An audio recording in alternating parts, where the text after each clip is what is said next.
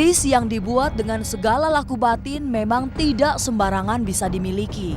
3 unsur utama keris, yakni tangguh, dapur, dan pamor, sangat menentukan siapa yang kuat merawat keris-keris tersebut.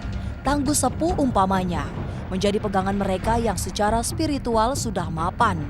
Keris dengan dapur Pandawa misalnya saja adalah keris Luk 5 yang biasa dimiliki keturunan raja-raja. Lalu keris dengan pamor-pamor tertentu tidak baik dirawat oleh pejabat.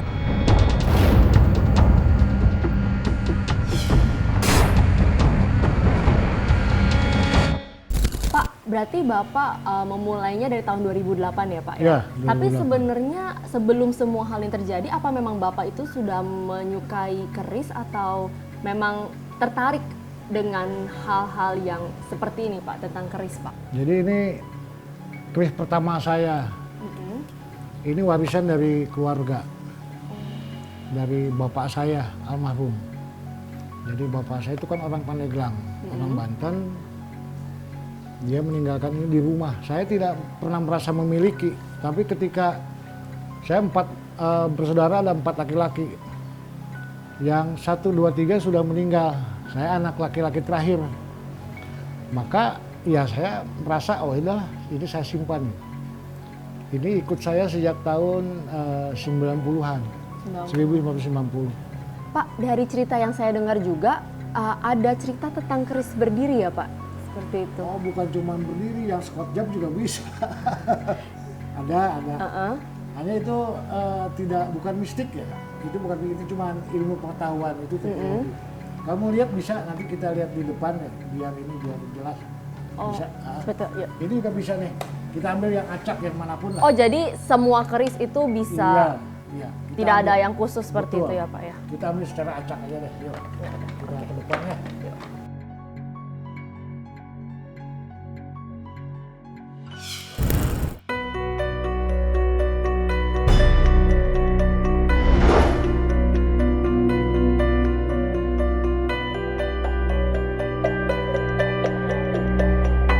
Tapi tentu saja, keris tidak melulu bertumpu pada hal gaib. Ada nilai saintifik di balik segala yang mistik.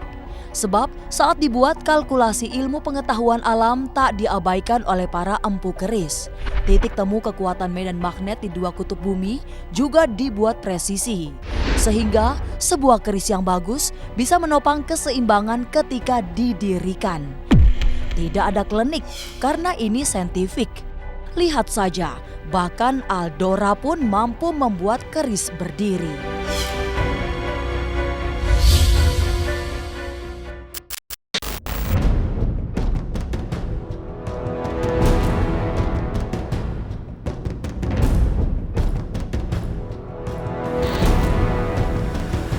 Simpan dulu sini. Jadi kita lihat begini nih. Ini keris yang tadi ambil acak ya. Ambilnya cuma acak aja.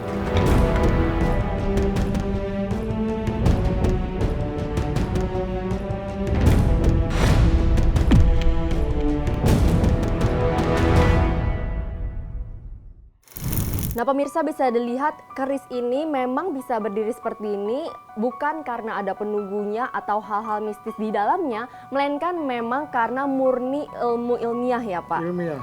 Jadi tidak ada seperti berita-berita di luar sana yang mengatakan bahwa ya keris berdiri ini karena ada penunggunya atau karena memang memiliki hal-hal atau aura-aura seperti itu. Melainkan memang karena memang bisa dilakukan seperti ini. Tapi Pak, ada pernah yang seperti mengatakan bahwa wah ini keris berdiri ini seperti saya mempunyai kekuatan seperti itu Pak. Ada yang pernah mengatakan seperti itu. Nah, ini keseimbangan gravitasi dengan kutub magnet utara selatan disatukan, dinolkannya di sini, makanya dia jadi berdiri. Keseimbangan. Besi ada yang menciptakan, Allah Subhanahu wa taala, Al-Khaliq. Semuanya ini akan ada yang menciptakan. Maha pencipta itu menciptakan dengan ciri dan kegunaan masing-masing. Kita manusia cuma menggali dengan keilmuan, diolahlah, jadi ada seni keindahan, kan gitu. Ada juga ini pengakuan saat itu peradaban sudah sampai pada titik ini loh.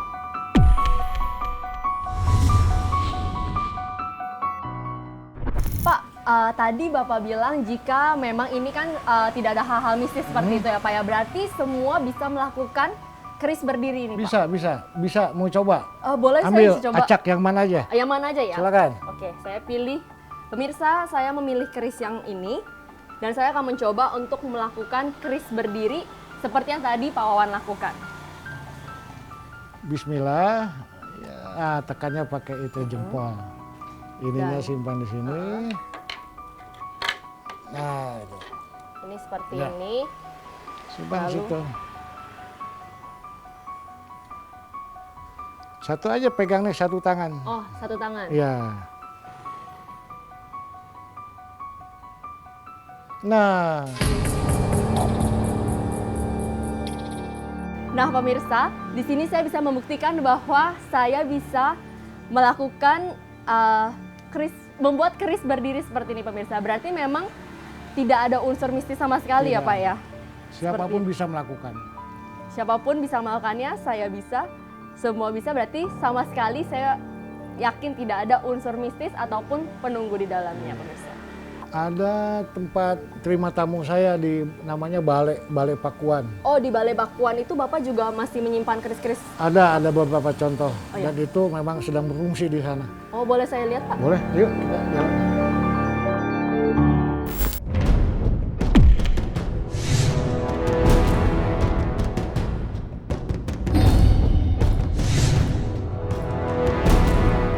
Keris milik Pak Karyawan memang tidak semua berasal dari Tangguh Sepuh karena di antara ribuan koleksinya banyak yang Tangguh Kamardikan alias keris-keris baru buatan masa kini. Asal-usulnya pun beragam, termasuk keris yang ditemukan dan diberikan seseorang. Tapi khusus 10 keris yang diletakkan di balai-balai rumahnya adalah jenis langka yang bahkan 2 diantaranya murko atau hilang secara gaib. Nah, ini namanya balai. Balai bahasa Sundanya balai. Balai itu gedung. Di sini Bapak juga ternyata menyimpan sebagian keris Bapak di sini ya, Pak? Ya, jadi ini cuman ya perwakilan aja lah, contoh lah. Yang bertali 2 semua saya simpan di sini. Kenapa tuh Pak Bapak menyimpan keris yang khususnya nih yang ada bertali 2 ini di balai ini, Pak? Untuk memperkenalkan kepada tamu, saya kan banyak tamu yang sini. Suka nanya keris mana tuh kerisnya sini. Oh, jadi Bapak menerima tamu itu di balai ini ya, Pak? Ya, Tapi mereka bercerita nggak ke Bapak, kenapa mereka seperti ingin datang ke sini dan berdoa atau semedi atau melakukan sholat di balai Bapak ini, Pak? ada contohnya yang paling hangat dari Bali. Jadi orang Bali itu dari Bali sana di Pulau Bali, dia berkunjung ke Gunung Salak. Di sana ada Pura Agung Parahyangan Jagatkarta. Jadi orang Bali itu di level pedande sudah harus ke Gunung Salak semua. Dan dari Gunung Salak mereka ada yang dapat kabar atau dapat petunjuk harus ke sini karena ke Balai Pakuan. Malam jam setengah 11 malam mereka datang 8 orang. Jadi mereka datang ke sini bersembahyanglah di sini, mengening-heninglah di sini. Kemudian akhirnya mereka cerita, waduh Pak, ini tempat luar biasa kan. Luar biasa seperti apa, Pak? Luar biasa, auranya katanya, energinya sangat positif, sangat besar. Kemudian mereka bicara bahwa orang tua kami, leluhur kami yang ada di Bali, leluhur kami yang tadi ditemui ada di Gunung Salak, ternyata ada di sini semua. Pak, tapi selain kejadian yang tamu Bapak dari Bali itu ya Pak, yang datang khusus dari gunung lalu merasa ada panggilan ke sini Pak. untuk berdoa pada leluhurnya di tempat Bapak ini, ada nggak Pak kejadian dari tamu-tamu Bapak yang lain Pak yang pernah merasakan atau mungkin mengalami sendiri nih Pak hal-hal yang di luar nalar seperti itu? Ada tamu yang rutin ya. Jadi apakah itu tiap 1 minggu 1 kali atau 1 bulan 1 kali? Artinya memang ada yang tiap malam Jumat datang ke sini, ada yang tiap bulan purnama datang ke sini. Rutin sampai sekarang datang terus ya Pak? Mereka ada kelompok-kelompok yang ada kaum spiritual, ada paranormal, ada orang indigo datang ke sini, mereka sembahyang, kirim doa, tawasulan, dan mereka punya pengalaman sendiri. Dan yang saya dengar katanya, wah di luar ini banyak penonton, energi negatif, mau masuk nggak bisa. Di luar dari rumah di luar Bapak? pagar ini nih. Oh, di luar pagar rumah Di luar Bapak pagar. ya? Ada yang melihat, oh ini Pak, ada harimau Pak di tempat air, di batu, di mana ada yang putih, yang hitam, yang belang. Lalu ada yang melihat sosok manusia dengan pakai pakaian zaman dulu. Banyak berseliweran tadi. Jadi antara lain ada juga yang memperhatikan ini nih. Loh Pak, itu yang 2 kemana katanya. Saya bilang nggak tahu. Coba lihat deh. Mereka kemudian duduk sila, baca doa, semedi dan mendapatkan gambaran, oh ini yang ngambilnya cahaya Pak.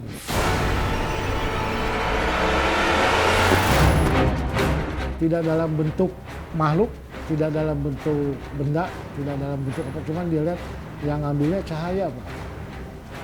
Jadi ternyata keris-keris Bapak ini pernah ada yang sampai sekarang nih Pak hilang seperti itu, tapi diambil oleh cahaya ya, dan belum kembali ke Bapak sampai sekarang. Ini sudah bulan ketiga. Bulan ketiga ini, dari awal tahun ini. Awal tahun hilang, nggak ada, sampai sekarang ini.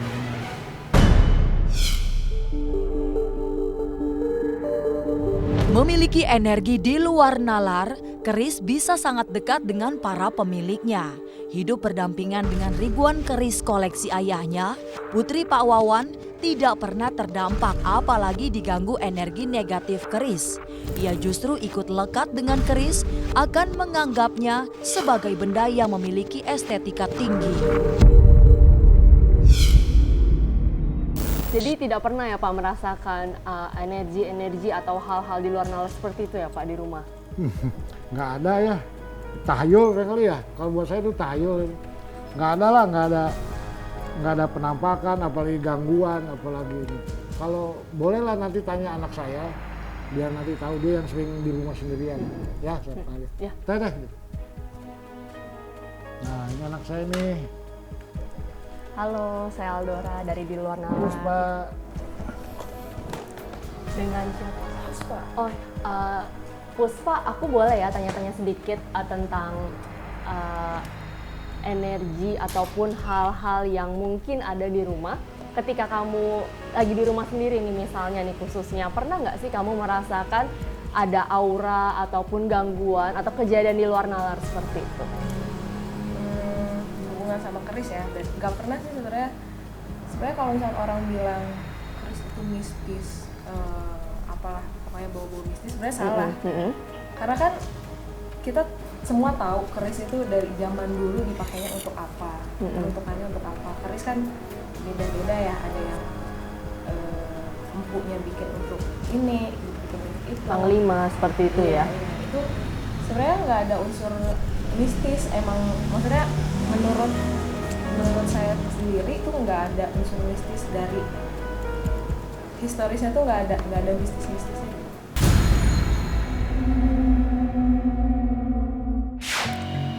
Tapi nggak pernah juga seperti melihat suatu penampakan atau mungkin kan pernah ada teman Bapak yang bercerita ketika melihat keris spesial Bapak ada seperti energi yang menunggunya seperti itu, tidak pernah melihat juga? Ataupun aura-aura itu tidak pernah merasakannya walaupun tidak melihat? Mungkin nggak tahu ya, mungkin karena udah terbiasa, tapi misalkan ada temen main di rumah juga biasa aja, nggak pernah kok merinding gimana gitu, nggak pernah juga. Jadi merasanya biasa aja ya, tidak pernah merasakan suatu hal yang negatif seperti itu.